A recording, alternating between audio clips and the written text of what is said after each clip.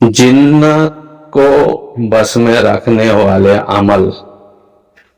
जिन कौम के बादशाह को बस में रखने वाले अमल।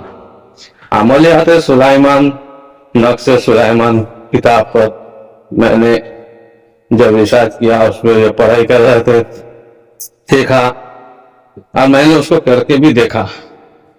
उस अमलियात सुलाइमान में एक जगह है कि जिन्नत को बस में रखने वाला, जिन के बादशाहों को तक बस में रखने वाला अमल। वो अमल ऐसा है कि आपने उसके दुआ क्या पढ़नी है और उसको पढ़ने से पहले क्या करनी है, वो सब बता देंगे आज। तो उसको पढ़ने के लिए पहला उसको मतलब आयतुल कुर्सी पढ़कर एक चाकू में ढाल लगाए। और ये सब करने से पहले तो वजू वगैरह तो करना ही है, और पंजे का नमाज का तो कायम करनी है। मैं बोलूंगा नहीं, पढ़नी है। तो पढ़ने का मतलब अलग हो जाते हैं। इकरातु सलात तो कोई है ही नहीं है कुरान में, अकीमुस सलात है, तो वो नमाज पहले कायम करनी है, उसके बाद करनी है, उसके बाद ये असर देगा। चाकू में एक चाकू, एक लकड़ी या अपने इंगली की शहादत पर आयतुल कुर्सी पढ़कर पढ़ते हुए अपने एक गुलाई खींच ले, इंगली से जमीन पर एक गुलाई खींच ले।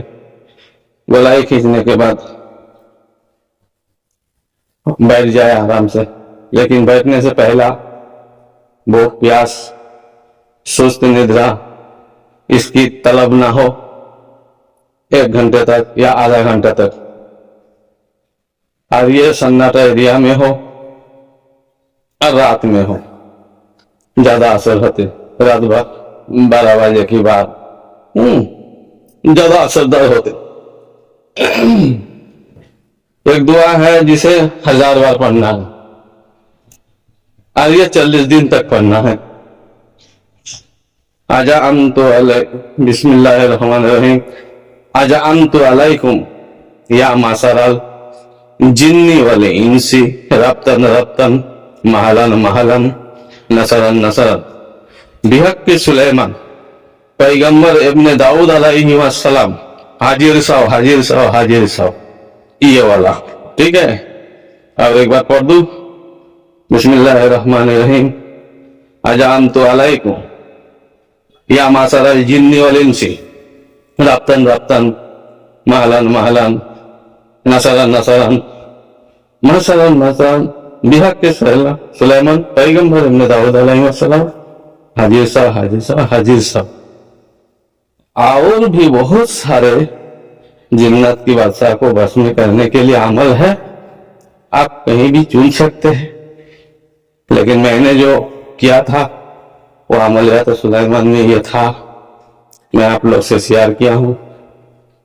जब इसे मैंने 7 दिन तक किया लगातार, तो उसके बाद हमको दिखाई ये आए थे जो जैसे तस्वीर दिया गया था जिन्नत का। उसने तरह हैवानियत की आवाज से एक सुनाई देते, कभी गिदड़ की आवाज तो कभी अजीब सी जानवर की आवाज जो हम जानते ही नहीं, आवाज गूंजते थे, कान में आते थे। कभी नजर में झलक आते थे कि सांप आके मंडला रहा है। कभी नजर में यह आया कि एक बहुत बड़ी रोशन सी नजर से चमका, फिर गायब हुआ। ये 7 दिन बाद ऐसा हरकत चलते रहा। ठीक 21 दिन बाद, 20-21 दिन बाद ये सब तरह हरकत रोज चलने लगा। कभी जाने में सुस्ती, रुकावट, डर। लेकिन 20-21 दिन बाद ख्वाब में आया जिन्नात की बादशाह, और जिन्नात की बादशाह मुराद पूछने लगे कि तुम अमल करने जाते हो, हमें बुलाने के लिए हम आ गए।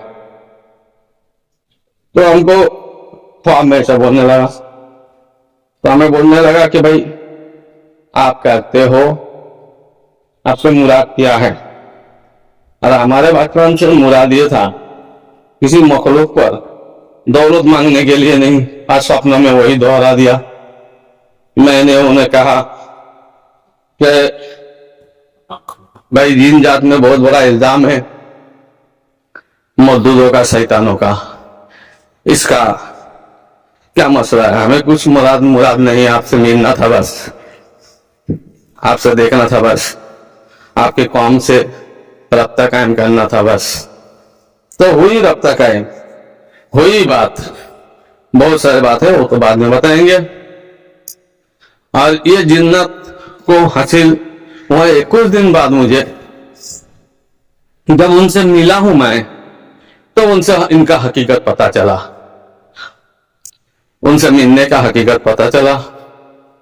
उनने वादा किया कोई वो खुद नुकसान नहीं करेंगे, वो अमल बंद कर सकते हैं। फिर अगर इतनी सी बात है, कोई दौलत की, हरत की, दुनियादारी की लालच नहीं है मेरे अंदर, उन्होंने देखा तो फिर उन्होंने बंद करने बोले, क्योंकि अब वादा दिए तुम्हारा कभी नुकसान नहीं होगा, जो तुम चाहते हो वो तुम्हारे इतने में ही पूरा हो जाएगा। तो जिन जात की जो कौम है वो बहुत बढ़िया, अच्छा है, बुरा नहीं है। जिस तरह हम लोग सोचते हैं वैसा नहीं है, वो बहुत अच्छा है। हाँ, सबके अंदर, इंसान के अंदर भी लुखे होते हैं, बदमाश होते हैं, लुखे बदमाश होते नहीं, ऐसी बात नहीं है, सब में होते हैं। खाली जिन जात को ऐसा गलत ठहराना गलत है। हम खुद गलत इरादे से उन्हें सोचते हैं, तो ऐसा गलत जिन्नात हमारे काबू में आ जाते हैं, या हम उनके काबू में आ जाते हैं। इसके लिए जिन्नात के बारे में मैंने इतना शेयर किया जो मुझे तजुर्बा था। आगे इसकी सच्चाई और बयान करते रहेंगे।